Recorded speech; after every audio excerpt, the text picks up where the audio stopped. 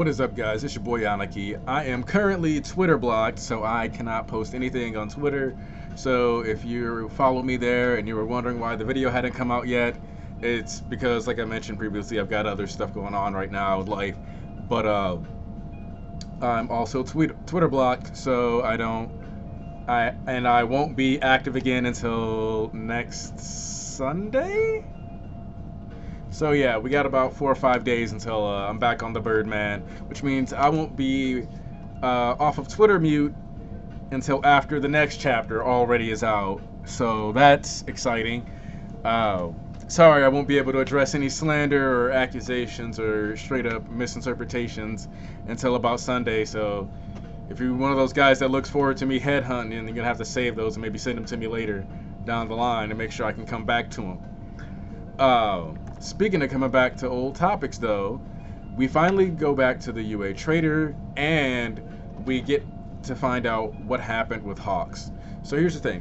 One of the panels that we saw during the previous chapters had a single feather from Hawks hovering above the League of Villains as if it was, had a bug or something on it.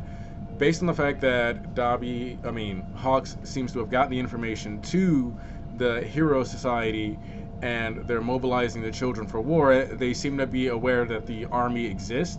These are the preparations that would be the necessary steps taken given that context. So I believe that's where these actions are coming from.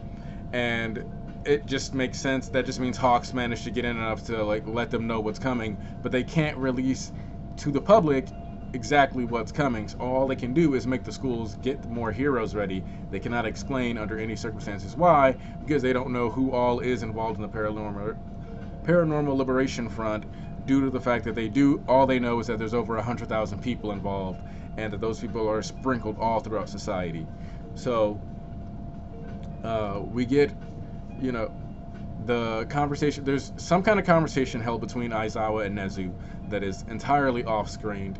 And then we get All Might discussing the traitor with Nezu, and he basically says that all of his students have hearts of heroes, and that it's not a student that's the traitor. But something that's worth noting is that All Might still looks more garish and more sickly this chapter than he normally does. So I think that's something that Horikoshi is saying is canonical at this point. It's been about a month or two since the overhaul arc, and we're even several weeks removed from the joint training arc when we saw them. So it looks like All Might's just wearing down. I talked about how we might be seeing his death before the end of the year. That might be a little fast, but I think we're definitely getting the pieces on the board now to move into that final arc for All Might and whether or not he's going to live or die. I'm very much leaning towards death, but I think that's what's on the horizon for us. It is Christmas. What I like about this is that it just further solidifies that either we have skipped finals, essentially, we're not even going to do a final exam discussion, or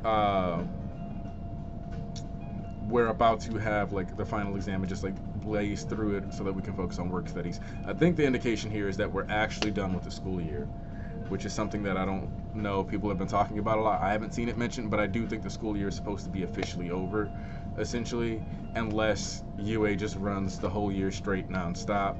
But this is supposed to be winter homework, so I'm pretty sure we skipped the semester finals, or joint training can be considered finals for that arc. So we're skipping the academic arc. You definitely don't have to worry about spending a bunch of time on school stuff here. This is going to be transitioning into these work studies. We just get some nice character interactions, hard plot-based reasons why Midoriya can't go back to the Night Eye Agency, which is being run by Centipeder now, and it's mostly to do with the fact that Sir Night Eye was the one who actually did all the paperwork and kind of lived up to that Japanese businessman image, while simultaneously actually being a very good and proficient hero when it comes to combat. And then we get to see some of flashbacks from Bakugo's perspective of his time at Best Jeanist, where even though he called it useless, he does seem to have genuine concern and was actually planning to go back to him once he got his provisional license, only for Jeanist to be gone. One of the things that I'm noticing about Bakugo's character arc is that, especially when you look at him from if he were a shonen protagonist perspective, we would consider his overall story arc to be kind of one fraught with tragedy and one which any teacher he becomes close to seems to die or disappear or fade in some way. Because you got to think, like, his whole MO has been he almost got attacked by the sludge villain. Because of that, he knows that All Might got nerfed. Even if All Might says it's not his fault, he knows that that cut his time down. Because of the fact that he had to be saved in a Kamino, further solidified All Might, like, using his last bit of power in that fight against All for One, which led to the official retirement, which is leading to a spike in crime because it was done, like, very visibly. He wasn't able to, like, slowly fade into the background like he wanted. So, and then you have Best Jeanist, who, like, tried to teach him, and he didn't do necessarily a good job applying what Jeanist was talking about or thinking about it properly back then compared to where he is now. It's important to note that when Best Jeanist would have had him, would have been roughly 1 to 2 months within his first school year, whereas now we're all the way at the end of the school year. So, of course, Bakugo has had lots of moments in introspection throughout, but now every teacher he seems to have seems to fall, and his, like, the whole thing is villains are either always capturing him or the people he cares about are falling around him. And I think that's what leads Bakugo, whatever his name is. I think we'll find it out when we find out what happens to Best Jeanist. And I also think that that chapter will be whatever his hero name is and origin, especially after the Tomura Shigaraki origin chapter. I feel it's just fitting that the name of the person, like who they are, and then the name of their hero or their villain side would also get, you know, an origin chapter. That's just something that I think would be like a cool little touch. So if it is Ground Zero, like many people speculate, or like how I said that would be his Nomu designation potentially, then you could have Ground Zero origin, and I would hope it would be something to do with him capturing someone who is involved with the Genus drama, or maybe if necessary, like if Hawks gets labeled a villain, him kind of managing to take on Hawks or something like that. Even though it would be like a misguided thing if he did actually kill him. I know a couple people who would be glad to see Hawks get folded, even if it was by Bakugo, if he actually did kill Best Jeanist. So, all the speculative stuff aside, we move into the Christmas party. You see Shoto's just sitting there pondering to himself, and like Minetta's like, yo dog, let's get this party started. One of the things that I like, this is like my favorite Minetta chapter. He didn't do anything wild. It was crazy. He was like completely focused around like, yo, let's it's Christmas time, let's have fun. We don't need to be talking about school. Let's just enjoy ourselves. And he wasn't being dirty. It was actually impressive. We get Eri flubbing her holidays, the daughter of the fandom we must protect. From trick or treat to doing just various other Halloween and other holiday-based customs, such as Devil's Be Gone and bringing Easter eggs. I think it's just so wholesome and pure to have this little girl that we kind of get to keep touching back on. But like, I think it's kind of nice that even if you feel like some of the villains are by the week, the people that they save are not. The villains might go away, but like the damage that the villains do and the lives that they impact don't go away. Those people are still within story shot of us. For example, Koda came back at the end of the Culture Festival, and you know he was wearing the Air Dekus. And then we got Eri, who like lives on campus and is a constant reminder, partially of like the lives that Deku has touched and saved, and also like the progression of society and like the consequences of like stopping these people. Sometimes it's a powerful quirk. She's also like, you know, the downsides or like the consequences of a quirk-based society is having sometimes kids with too powerful quirks. You don't want to just put them in a random orphanage. You kind of need to have somebody who can really keep them alive. In this particular case, Aizawa is the guy for the job, which has me wondering if those death flags ever come in, who's going to stop Eri when her adoptive papa dies? What's going to stand in her way? Will she be able to, will that be when she unlocks the ability to bring people back to life? Will it be after All Might's already dead so she can't save him? What's going to be the conditions if Eri ever gets to that point, even though I don't think she will. That being said, you know, we transition into the gift raffle. So everybody seems to have gotten like white elephant gifts because, you know, they did the whole random drawstring. We had Kaminari making sure Bakugo participated by sticking the tape to his foot, after also hitting him with the Christmas hat, after Mina got him with the Christmas jacket, after Sato got him with the Christmas goose. Everybody just doing everything in their power to make sure that Sato or Bakugo gets to participate and isn't just upset. And I kind of relate to Bakugo's like non-holiday based energy. I didn't actually enjoy them a lot growing up, even though I'm trying to get out of that as an adult. But it's something that like for me, holidays are just double pay, buddy. So I understand like Bakugo kind of just be like, yeah, whatever. All right, I'm going to bed. Like I ate the food, I'm done. But the fact that he still got a gift, it's kind of cut off in the Viz panels for some reason, but he actually received glasses uh, out of the gift pile from Ida. Now, one of the things that I will say though is that while it's very likely Deku and Uraraka got happened to draw each other's gifts, part of me suspects that they might have actually deliberately been giving each other gifts, just because I can also see that being a thing. Eri walks away with Tokoyami's Buster Sword, which I think is absolutely 100% something that she deserves. If anybody's going to put that Buster Sword to use, it's Eri. She's the hero that this story needs. Can you imagine her like training with that sword for real though, and like she starts shooting rewind blast with her sword or something? I don't know, like a weird thing, like she has rewind slashes or something. I'm not saying that's actually support item. I'm just saying, I don't know, give her some powers like ranged attacks. I don't know. Maybe I just want Eri to be able to whoop on people. I think she's adorable, and I think it would be funny if she was more than just adorable. But at the end of the chapter, Shoto approaches his two buddies, Bakugo and Midoriya, which part of me views this as Shoto being nice. Another part of me views this as the ultimate flex, where Shoto gets to come up to them and goes, hey, since you guys don't have a place, you big hobo ass, homeless ass, nowhere to sleep head ass, big ass, not gonna get to study under no real hero head ass, big ol' I ain't got no principal head ass, big ass, I ain't got no teacher. Oh, how about you study under the the number one hero? See, I like him calling it the number one hero instead of, he didn't go, hey, how about you study with my dad, making it sound like a personal connection.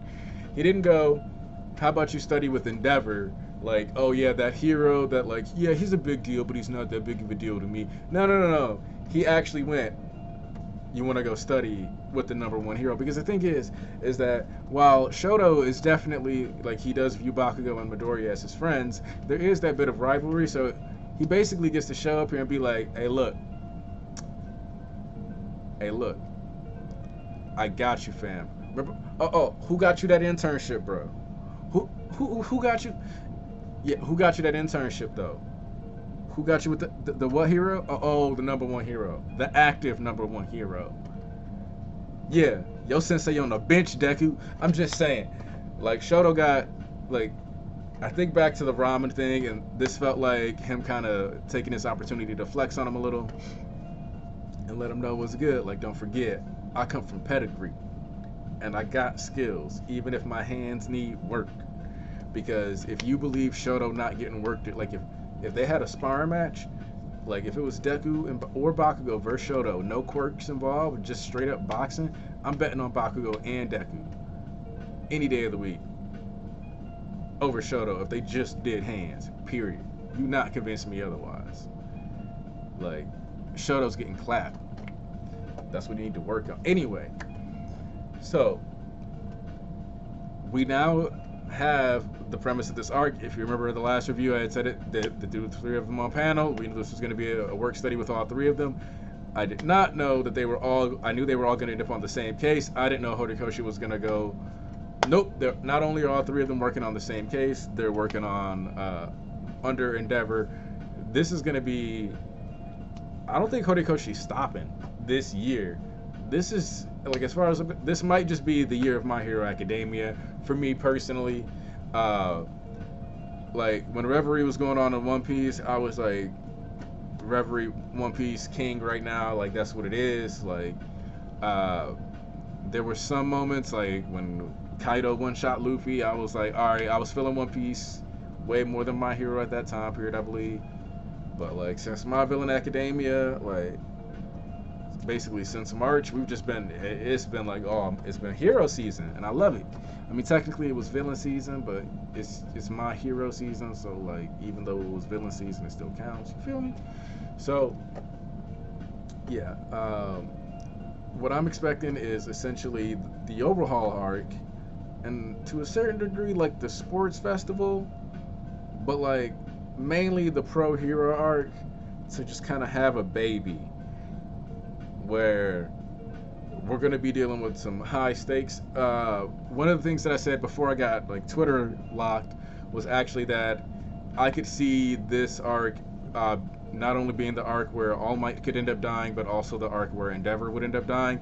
This would also kind of solidify that thing that I mentioned earlier with Bakugo, where everybody he gets involved with, like as he tries to study under them, they seem to like die before he can truly like take things away from them and learn from them, or they get taken away on some level. So the idea of Endeavor dying in the first arc when he does his work study with the three of them, and like Shoto losing his dad, them losing the number one hero again, it's just like, and then the way I look at it is, if All Might, because of how frail he is finally captured, and then you could have him potentially being known as a hostage, a reverse Kamino situation where everybody's trying to save All Might, and it just turns into a big debacle leading to like Endeavor trying to hold the rear guard as the rest of the kids escape or anything like that, to make sure that the other, like as many people as possible survive. I could see, like, people have been saying, where's My Hero Academia's Marineford? But like, depending on the way Horikoshi chooses to play this out, the pieces are on the board already with the Death of All Might structure, with Endeavor, with these three boys that we have yet to get to see have a true proper arc centered around them, probably since like the sports festival, which, because like their interactions didn't matter in joint training, and joint training felt almost like episodic because it was like every fight was completely a narrative built around other characters that weren't them. uh, and obviously two of them weren't in the overhaul arc, they weren't in the pro hero arc, they weren't big deals in the culture festival arc, they just had like that little squeeze in of the remedial course arc. And so like, I guess provisional license arc, you can say, like focused on the three of them decently. Yeah, like, so maybe like since provisional license arc, they haven't really been like the three of them together focused as a narrative point. So we're finally getting that again. But we're getting it in the stakes and settings of like the overhaul and pro hero arc. Just the fact that it's Endeavor means we're not going to get something like, as big of a deal as Stain is, Stain, like we're not getting something small like a Stain incident. We're getting something, we're probably getting a Kyushu, we're probably getting a Kamino. And so I'm just going to say, hold on to your seats and be ready to ride. Anaki out.